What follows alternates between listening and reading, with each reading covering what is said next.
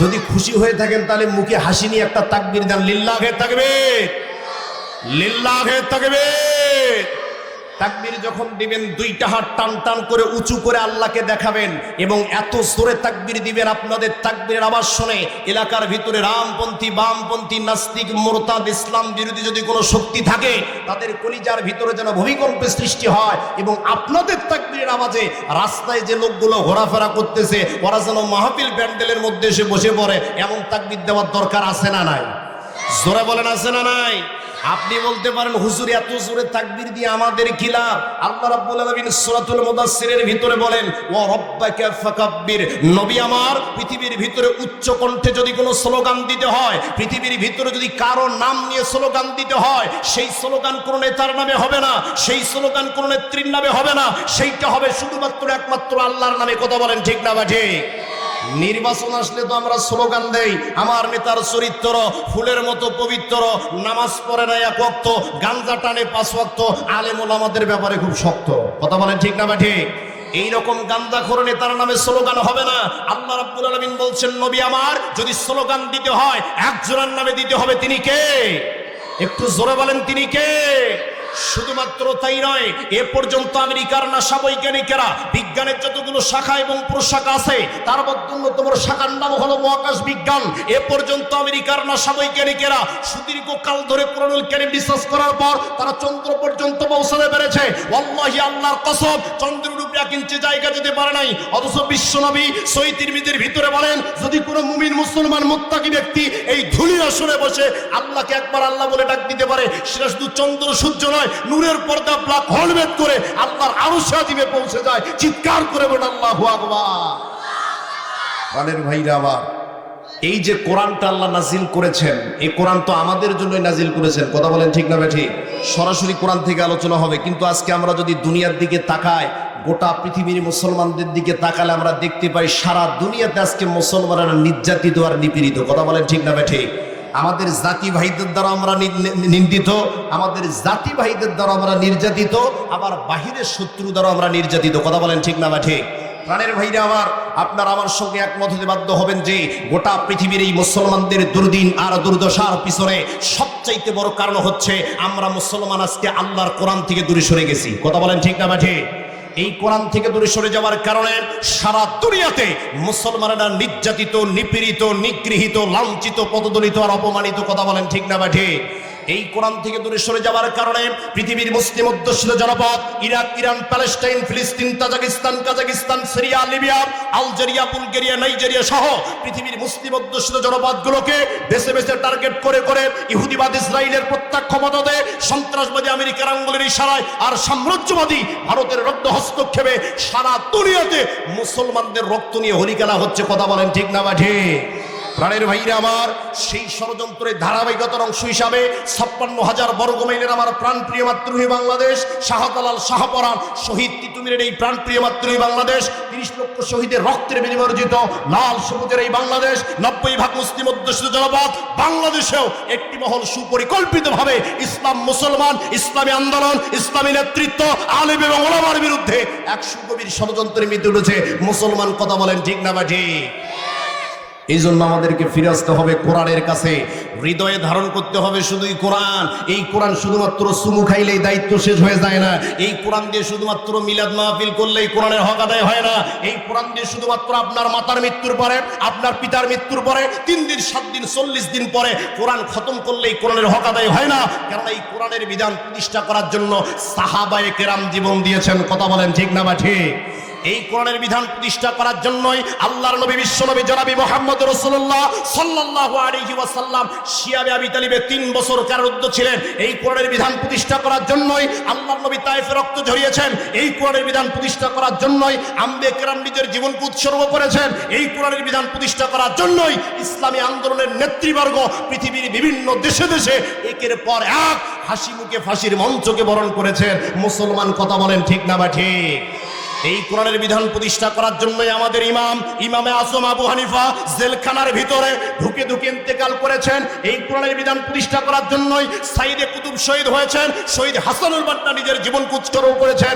এই কোরআনের বিধান প্রতিষ্ঠা করার জন্যই কোরআনের পাখি যিনি 50টি বছর সারা বাংলাদেশে কোরআনের দাওয়াত দিয়েছিলেন, সেই কোরআনের পাখি শুধুমাত্র ইসলামী আন্দোলনের নেতৃত্ব দেওয়ার অপরাধে, শুধুমাত্র কোরআনের ময়দানে নেতৃত্ব দেওয়ার অপরাধে জালিম সরকার বছরের পর বছর তাকে জেলখানার ভিতরে আটকে রেখে শহীদ করে দিয়েছে।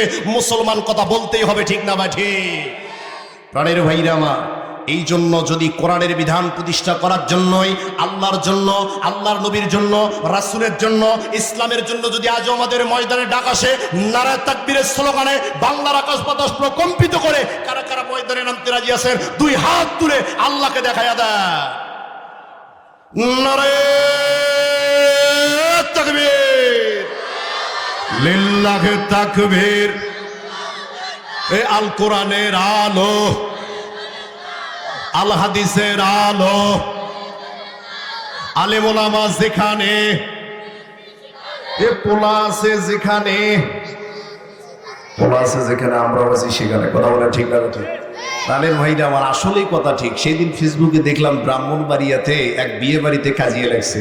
কারণ হলো একটা, এই বিয়ে বাড়িতে কাজে লাগি 2 জন আহত হাসপাতালের ভিতরে। এর কারণটা দেখলাম, কারণ শুধুমাত্র একটাই, গোস্ত কবজ। প্রাণের ভাইরা আমার, এই জন্য আর কোনো ভূমিকা নয়, সরাসরি ডিরেক্ট কোরআন থেকে আলোচনা করব। আমি আপনাদেরকে আলোচনার পুরো মুহূর্ত দিয়া প্রশ্ন করতে চাই, এই যে কোরআনটা আল্লাহ নাজিল করলেন, এটা কাদের জন্য নাজিল করেছেন? একটু কথা বলেন, আপনারা শিক্ষিত মানুষ, বলেন কোরআন কাদের জন্য নাজিল করেছেন? কেউ বলতেছেন মুমিনদের জন্য, আবার কেউ বলতেছেন মুসলমানদের জন্য। দেখেন রাব্বুল আলামিন কি বলেন। রাব্বুল আলামিন ডাক দিয়ে বলেন, হাদা বায়ানুল লিন্নাসি ওয়া হুদাও ওয়া মাউইযাতুল লিল মুত্তাকিন।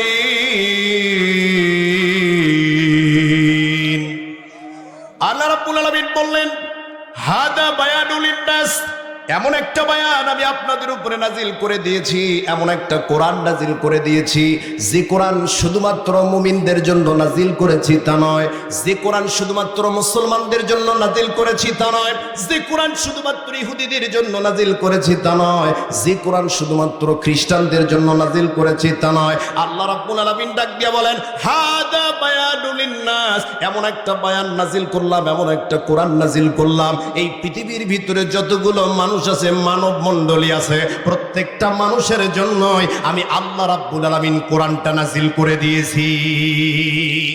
প্রাণের ভাইরা আমার একটু খেয়াল করেন, এরপর আল্লাহ রাব্বুল আলামিন বলছেন, ওয়া হুদা ওয়া মাউইযাতুল লিল মুত্তাকিন, এই কোরআন যারা মুত্তাকি হবে, কোরআনটা তাদের জন্য হেদায়েত, কোরআনটা তাদের জন্য উপদেশ স্বরূপ, অর্থাৎ এই কোরআন থেকে তারা হেদায়েত লাভ করবে। প্রাণের ভাইরা আমার, কোরআনুল কারীমের একটা আয়াত আরেকটা আয়াতের তাফসীর করে, কোরআনের একটা আয়াত আরেকটা আয়াতের ব্যাখ্যা করে। আল্লাহ রাব্বুল আলামিন হেদায়েতের ব্যাপারে অন্য আয়াতে কারিমার ভিতরে বলেন, আল্লাযীনা ইয়াসতামিউনাল কাওলা ফায়াত্তাবিউনা আহসানাহু উলাইকাল্লাযীনা হাদাহুমুল্লাহ।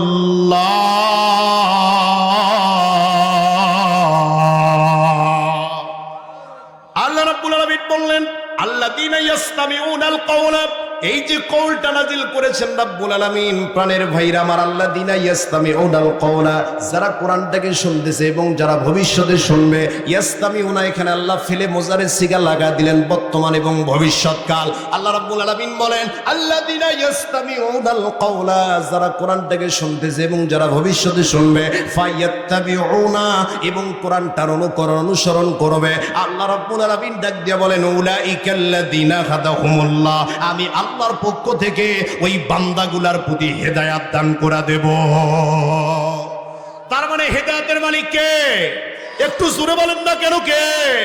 হেদায়েতের দায়িত্ব মসজিদের সভাপতির হাতে দেওয়া হয় নাই, হেদায়েতের দায়িত্ব কোনো বক্তার হাতে দেওয়া হয় নাই, হেদায়েতের দায়িত্ব মসজিদের ইমাম সাহেবের হাতে দেওয়া হয় নাই, হেদায়েতের দায়িত্ব মাদ্রাসার মুতামিম সাহেবের হাতে দেওয়া হয় নাই। আল্লাহ রাব্বুল আলামিন বলছেন, ও দুনিয়ার মানুষেরা, যারা কোরআনটাকে শোনার পর কোরআনটার অনুকরণ আর অনুসরণ করবা, আমি আল্লাহ রাব্বুল আলামিন ওই লোকগুলার প্রতি হেদায়েত দান করে দেব। প্রাণের ভাইরা আমার একটু খেয়াল করেন, আজকে আমাদের স্বাধীনতার বয়স পেরিয়ে 54 অথবা 55 বছরে পা দিলাম। এই 54 আর 55 বছরে বাংলাদেশে কিন্তু মাহফিলের অভাব ছিল না। 2022 সালে ইউনেস্কোর তথ্য মতে তারা একটা জরিপ করলো। এই জরিপের ভিতরে দেখা গেল বাংলাদেশে গড়ে ডিসেম্বর, জানুয়ারি, ফেব্রুয়ারিতে গড়ে 1700 করে তাফসির মাহফিল হয় আমার বাংলাদেশে।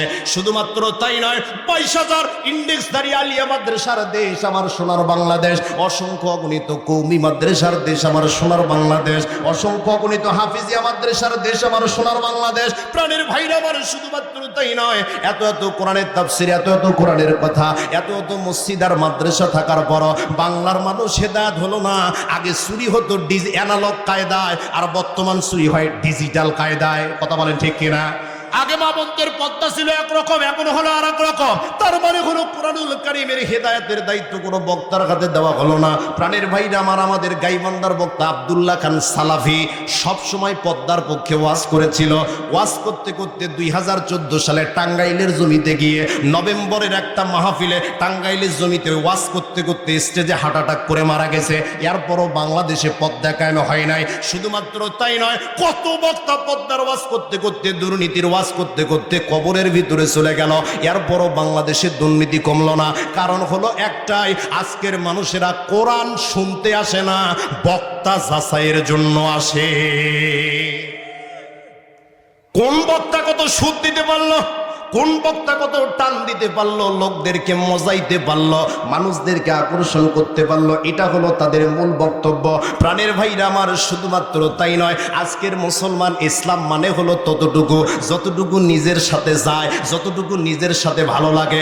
যখনই দেখে বিপক্ষে চলে গেছে, ওই কোরআনের আয়াত আর মানে না, ওই ইসলামের আর মানে না। প্রাণের ভাইরা আমার, আমি যদি এখানে দুর্নীতি আর ঘুষের বিরুদ্ধে আলোচনা করি, আমি যদি এখানে জেনার বিরুদ্ধে আলোচনা করি, আমি যদি এখানে চুরির বিরুদ্ধে আলোচনা করে, এখানে যে দুর্নীতি আর ঘুষখোর যদি থাকে, ও কিন্তু আমাকে ওয়াজ শেষে বুকে জড়ায় ধরে আই লাভ ইউ বলবে না।